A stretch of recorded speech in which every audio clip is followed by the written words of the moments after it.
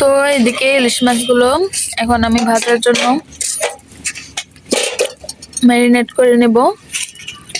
বিসমিল্লাহির রহমানির রহিম। আসসালামু আলাইকুম, সবাই কেমন আছেন? নতুন আরেকটি ভিডিওতে আপনাদের স্বাগতম। তো আজকে ইলিশ মাছ রান্নার ভিডিও নিয়ে চলে আসলাম।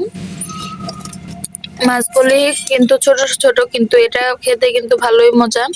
তো সবাই দেখতে থাকুন ভিডিওটা লাস্ট পর্যন্ত। এখন আমি মাছগুলো ভেজে নেওয়ার প্রস্তুতি নিয়ে মাছের হলুদ মরিচ লবণ দিয়ে দিব।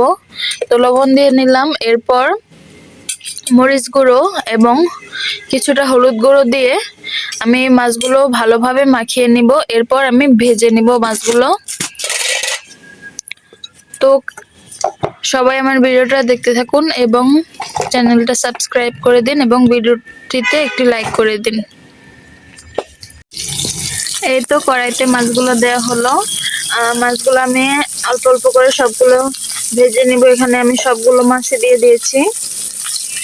তো মাছটা আমি বেশি কড়া করেও ভাজবো না, আর বেশি হালকাও রাখবো না, মোটামুটি মিডিয়ামে ভাজাতে রাখবো। এরপর আমি ভাজা হলে মাছটা রান্না বসিয়ে দিব। তো সবাই ভিডিওটা দেখতে থাকুন।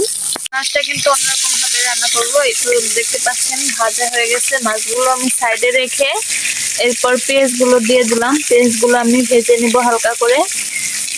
পেঁয়াজের সাথে হালকা হলুদ মরিচও মাখিয়ে নিচ্ছি।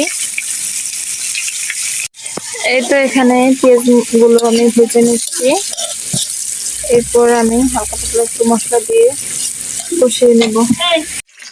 এই তো মশলাটা কষিয়ে একটু ঝোল দিয়ে এরপর মাছগুলো দিয়ে নিলাম। ঝোলটা একটু কমলেই মাছগুলো উঠিয়ে নিব।